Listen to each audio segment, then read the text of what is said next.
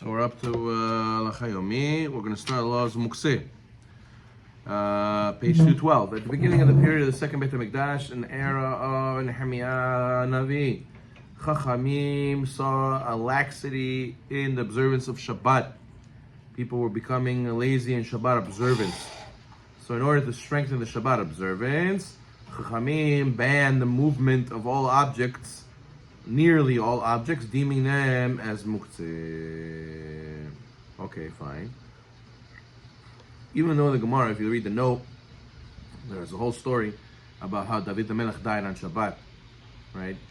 He was learning Torah on Shabbat, because Hashem told him he was going to die on Shabbat. The Melech Hamav made some noise outside. He went to go check what it was. He fell and he died. And then there was a whole discussion about Shlomo HaMelech. His son said, we can't move his body's Muktzeh. So it sounds like even before Nehemiah prophet there was Muktzeh. Much earlier, by Shlomo HaMelech's time.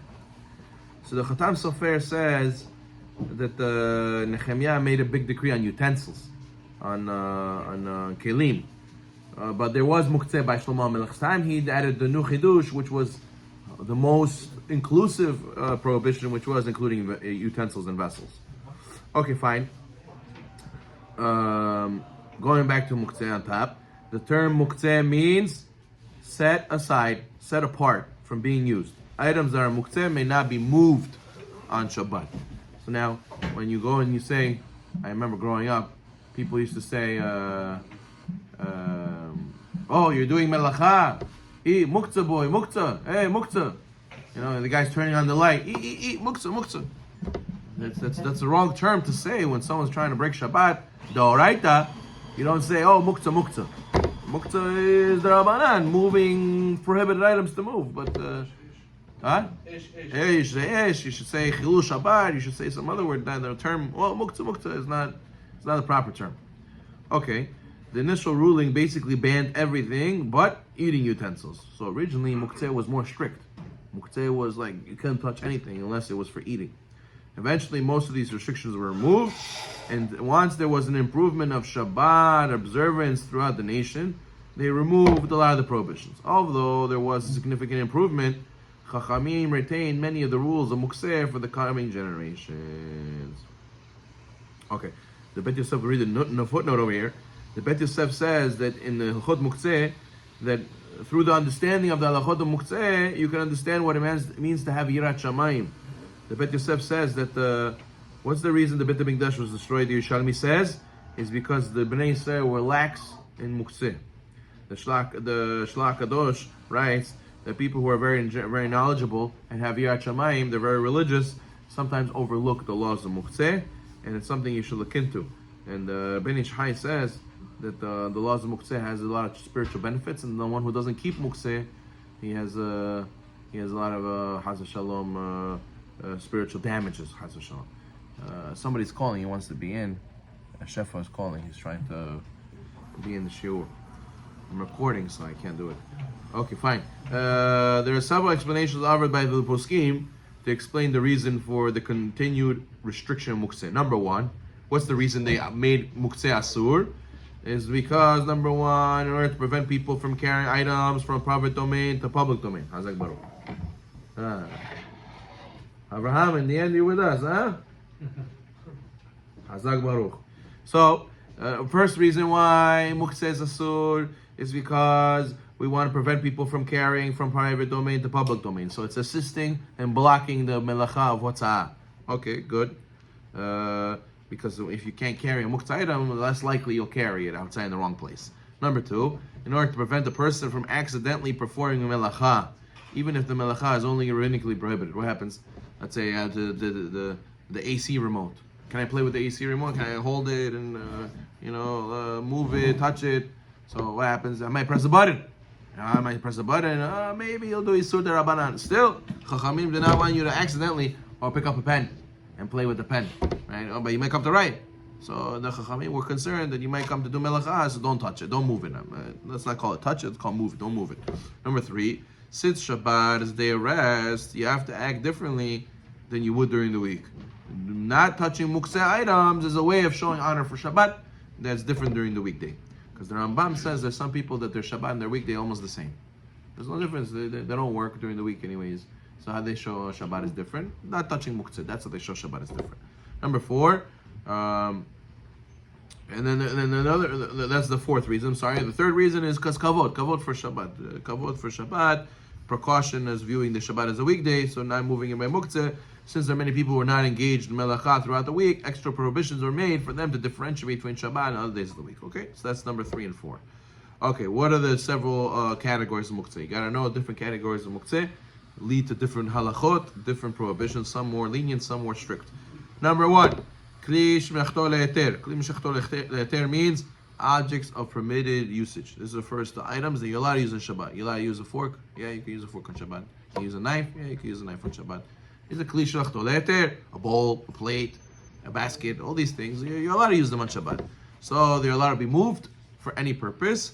However, if there's no purpose, they shouldn't move them at all. The poskim talk about, we're going to talk about this soon, where a guy likes to play, the kids used to have these things called fidget spinners, to keep their hands busy. They have ADD. So the guy's taking the spoon and he's playing with the spoon and making noise with the spoon, playing with it. That's not a real purpose. So better not to touch it. But it's it's something that's permitted usage. That's for if there's a reason. It's not a real reason. For your little playing, it's not a real reason. You should leave it alone. But if you have a real reason to use this fork, it's mutar to use this fork however you want. To move the fork however you want. Number 2, klib shenachto leisur, right? Objects of prohibited usage. That's the first items that you're primarily used for something that's prohibited on Shabbat, even though you could also use it for a permitted purpose. A classic case is a hammer. Hammer, you're banging nails. That's building. That's a sword on Shabbat. But now I want to handle the hammer for what? I want to handle the hammer for the crack open a nut. I want to handle the hammer to prop something up. I don't know, whatever it is, some permitted usage. So are you allowed to move a hammer on Shabbat? Is it Muktzeh? Yeah, it's Muktzeh. But there's also some leniencies when it comes to Kli Shachto Leisur. A hammer, not always is it forbidden to carry it to hold on Shabbat. What's a case where a hammer is allowed? We're going to see, for example, Letzorch Gufo, Letzorch Mekomo. Classic case is a pen. Pen, Ruchka, what do you use it for? Writing on Shabbat, it's a sword. But what if I'm not picking up the Ruchka to write? I'm picking up the Ruchka because it's on my table. I need my table. I need to eat on my table. There's a bunch of pens on the table. So am I allowed to pick up the pens, move them somewhere else? Yes. That's Tzorch Mekomo. I need the place where it is. So I need to get it, I need to get it out. So therefore it's allowed to do that. Or Tzorch Gufo. What if I need to use the pen or the hammer for something permitted, like cracking open nuts or opening something? There's a little thing I can't open for the food, so I use a pen, pop it open, I'm able to get my food that I need. So that will be permitted usage. That will also be a permitted case that you'll be able to handle a pen, you'll be able to handle a hammer. Even though a hammer for it to bang and a pen for it to ride, you can't carry it, right? Okay. Number 3, Muktzeh Mahman Chisaron Kis. Muktzeh due to monetary loss, fear of monetary loss. What is this? It's an item that you use for prohibited activities, but you don't use it usually for other items.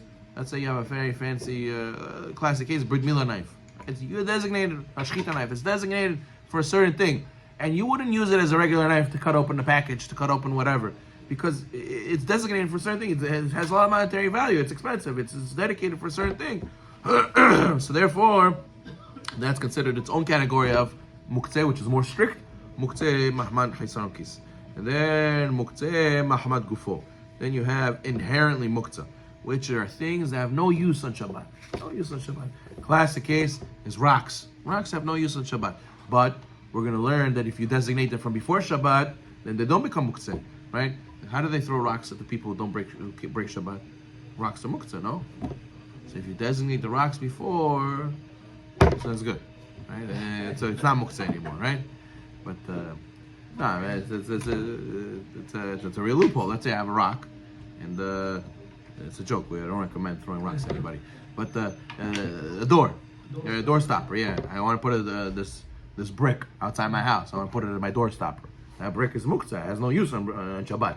But if before Shabbat I said, hey, this brick will be my door stopper, so that I'm allowed to move it on Shabbat because I designate it's not Muktzeh, it's no longer Muktzeh. Okay, number 5, Muktzeh Mahmad Isur, Muktzeh due to prohibition. Right, this is the first item that cannot be used due to transgressing a prohibition. right? This is different than kli shechtel isur. Kli shechtel isur is like a hammer. It's an item that you're going to use to do a prohibited activity, like banging in a nail, right? But this is an item that you're gonna, if you use it itself. There's some other prohibition with it. There's gonna be some prohibition, not Shabbat related, that you can't use it. Let's say non-kosher food. Let's say you can't move it because you can't use it. You can't eat it. You're gonna transgress if you eat it or something, right? So that would be muktzeh due to a prohibition, isur. Then you have muktzeh machmat mitzvah, muktzeh due to a mitzvah. For example, lulav on Shabbat, or shofar on Shabbat, or let's say sukkah decorations, right? Or all this kind of stuff that is designated for a mitzvah that's not related to Shabbat, that's set aside, that's muktzeh. Then you have nolad. Nolad is something that came into existence on Shabbat or Yom Tov, like an egg that was born on Shabbat, laid on Shabbat, fruit that fell from the tree on Shabbat. All these cases are also muktzeh. And then finally we have basisa davar isur, a non-muktzeh item that is a base for a muktzeh item. A classic case is a chair or a pillow that you rested your wallet on purpose. You put it there before Shabbat knowingly.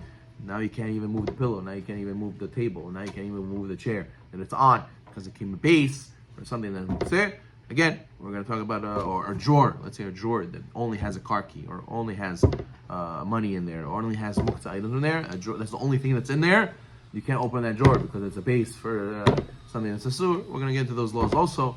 That's also a situation muktzeh applies. Baruch Adonai.